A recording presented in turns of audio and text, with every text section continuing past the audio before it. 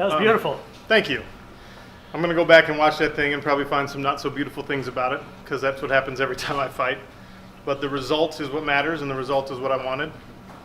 Big thanks to the PFL for making this happen. I thought I was done, and now I feel like I'm just getting started again. Obviously, you threw that knee, and you just missed.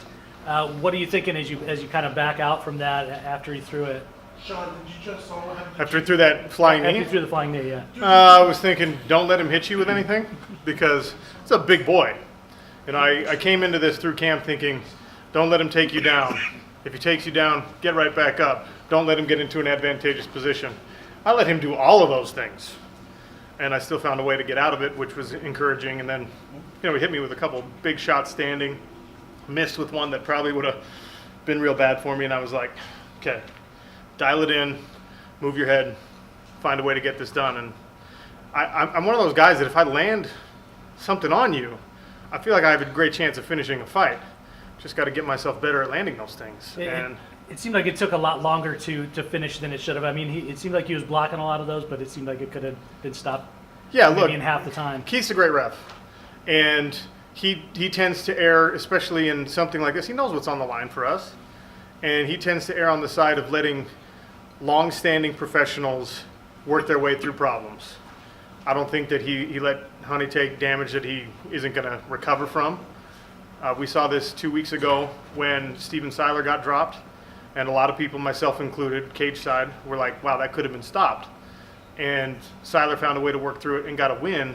That's great news for him, and sets him up at the top of the standings moving through this regular season. So I would rather have a referee 30 fights in let me take 1 or 2 extra shots and give me a chance to work through it. So I hope that's how Ronnie and his corner feel as well, because Keith is a good ref. You talk just about this opportunity in general. Like you said, you thought you were done, that you'd come to the end of the road for that portion of your career, and here you are back now and in great position heading into your second fight in the regular season. Yeah, and look, it's not just in the fight, like in the actual cage, right?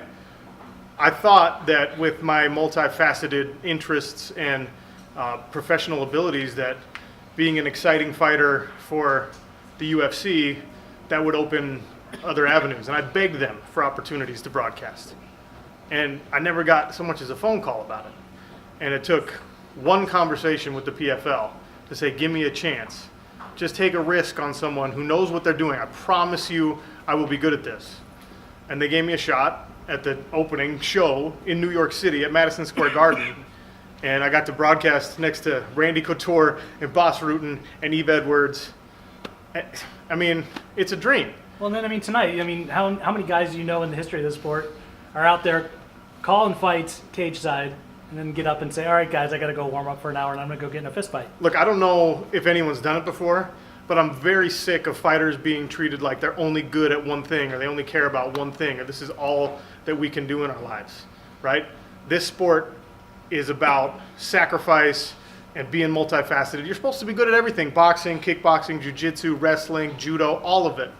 And we're going to act surprised that someone is decent at radio or broadcasting and they can fight. Every fighter in the business is good at something. Firefighting, gardening. Thiago Tavares is a doctor in training right now. Everyone is doing something else. People shouldn't be so surprised by it.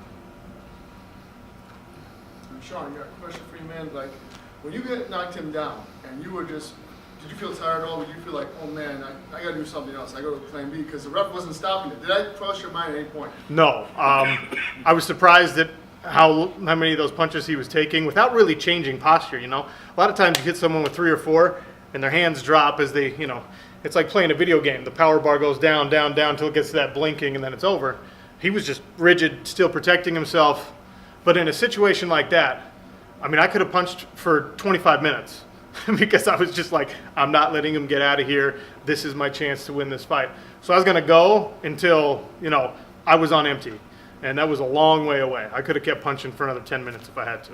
And did you check out some of the other fighters in our heavyweight division, like Vinny Magalhaes, big submission victory? You scouting these guys? So I actually didn't get a chance to see Vinny. I know Jamie a little bit, his opponent, and I knew what a stylistic matchup that was. I was obviously cage side for Bozagit and and Max, and who else? Who beat Bozagit? Dan Dan Spahn. Yeah, I was cage side for that, and kind of watched that thing unfold. So that was there's a lot of tough guys in my division, and guess what? I'm going to beat all of them.